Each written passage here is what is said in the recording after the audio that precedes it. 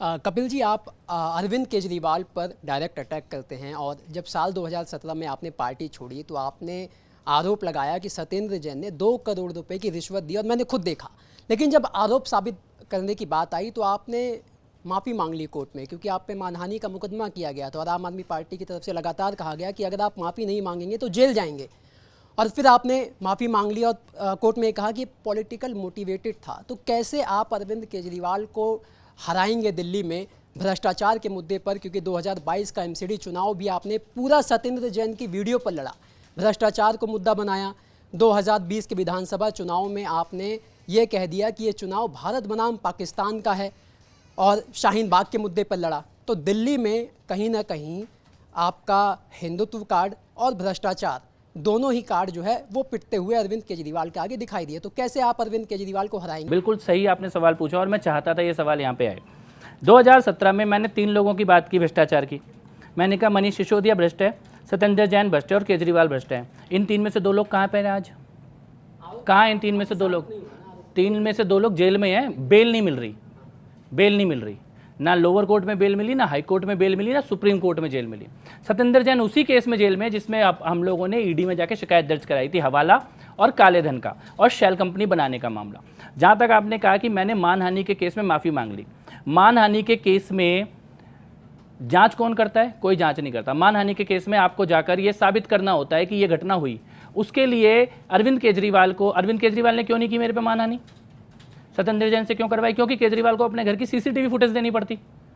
क्या केजरीवाल ने मेरे को छोड़ो अपने घर की सीसीटीवी फुटेज मीडिया में दी? उस दिन से लेकर आज तक उस पूरे घटनाक्रम पर कोई बयान दिया? अपने आप को तुरंत अलग कर लिया।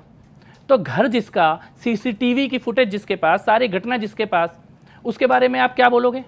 आप कहाँ से कुछ उसके बारे में आगे आप क्या कहोगे जब तक कि वो व्यक्ति स्वयं आगे आके ये ना कहे कि ये बात गलत है और मैं इसे गलत साबित करूंगा? वो तो दब छुप के बैठ गए। उस दिन के बाद से मुंह खोलने को तैयार नहीं है। अपना सीसीटीवी फुटेज, और बाद में जब दिल्ली के चीफ सेक्रेटरी अंशु प्रकाश की मारपीट का मामला सामने आया तब उसमें यह भी सामने आया कि उन्होंने सीसीटीवी फुटेज एडिट कराई अपने घर की। तो इसीलिए उस मामले को आप एक मानहानि के मामले के तौर पर देखिए, क्योंकि वो मानहानि का मामला था, वो भ्रष्टाचार की जांच का मामला नहीं था। भ्रष्टाचार की जांच ईडी ने की, भ्रष्टाचार की जांच सीबीआई ने की, हम लोगों के द्वारा दर्ज की गई शिकायतों पे की, और उसका परिणाम दिखाई दे रहा है।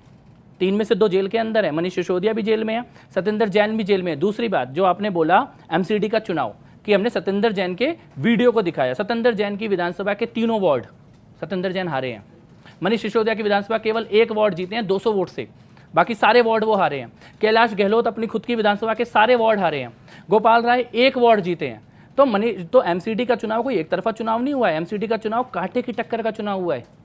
एमसीडी के चुनाव में केवल 3% वोट का फर्क रह गया, जो कि उससे पहले विधानसभा चुनाव में 15% वोट का फर्क था। भ्रष्टाचार के मुद्दे पर ही 15% वोट का गैप घट के 3% वोट के गैप पर आ गया है। तो इसको आप मेरी पराजय मान सकते हैं कागज पे, मैं इसको जीत मानता हूं। और मैं इसको ये मानता हूं कि हम अपनी बात जनता के एक बड़े वर्ग तक पहुंचा पाए हैं। उसके आगे कैसे पहुंचाना है उसके लिए हम प्रयास करेंगे। लेकिन लोग सत्येंद्र जैन को ईमानदार नहीं कह रहे हैं सड़क पर खड़े होकर। जिन माताओं के घर शराब माफिया के कारण बर्बाद हो गए, जिनके बच्चे छोटे छोटे, बेटियां तक शराब पीने लगी, उनसे जाकर आप पूछिए कि शराब नीति का परिणाम दिल्ली में क्या हुआ है। उनके मुंह से किस प्रकार की हाय निकलती है। ये खाली कानूनी प्रक्रिया के कारण जेल में नहीं है, ये बहुत सारी माता बहनों की हाय है, उसके कारण भी जेल में है। वो भी पीड़ा दिखाई देती है। और जेल का जो वीडियो आया था वो कोई डॉक्टर वीडियो तो नहीं था ना। क्या राजनीति में आपने इससे विवश कोई वीडियो देखा है कि मंत्री जेल में मालिश करा रहा हो? उसका चुनावी परिणाम बाद में देखेंगे। मैं केवल नैतिक बात पूछता हूं आपसे। एक मंत्री जो कि जेल का ही मंत्री है और उसको मंत्री पद से भी नहीं हटाया गया, मंत्री के दायित्व पे बैठा हुआ भी है और जेल के अंदर अपनी मालिश करवा रहा है वहां पे कैदियों से चुनकर। और वो कैदी कौन था आपको पता है? जिसको मंत्री का मुख्य सेवादार बनाया गया वो कौन था? वो अपनी सगी बेटी से बलात्कार का आरोपी था। तो इससे ना लड़े, इसके खिलाफ ना बोले, इसके खिलाफ चुप हो जाए? कैसे चुप हो जाए इसके खिलाफ? इससे बड़ा भयानक अपराध क्या हो सकता है? तो इसीलिए मैं कह रहा हूं ये खाली राजनीतिक वोट की लड़ाई नहीं है। वोट की लड़ाई डेफिनेटली वोटिंग वाले दिन होगी, उस लड़ाई को लड़ेंगे और लड़के जीतेंगे भी। लेकिन ये नैतिकता की बात भी है, ये सोच की बात भी है। ये इस देश की राजनीति में मंत्री बहुत जेल में गए होंगे भ्रष्टाचार में, लेकिन जेल के अंदर जाके भी मंत्री पद पर बैठा रहा। 24 घंटे में इस्तीफा होता है कि नहीं होता है? कोई अरेस्ट होने के बाद कोई आपने देश के इतिहास में देखा 1 साल इस्तीफा नहीं लिया गया? और कौन लोग थे जो ये बोलते थे फर्स्ट रेजिग्नेशन देन इन्वेस्टिगेशन? ये अन्ना आंदोलन का नारा था कि आरोप लगते ही इस्तीफा हो जाना चाहिए। वो जेल में बैठने के बाद भी इस्तीफा नहीं हुआ। इस्तीफा तब हुआ जब मनीष भी जेल चले गए। तो मेरे लिए ये भावनात्मक लड़ाई है, वोट की लड़ाई उसके सेकेंडरी है।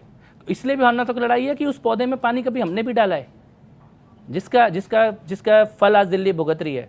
तो लड़ाई तो लड़ेंगे और ठोक के लड़ेंगे।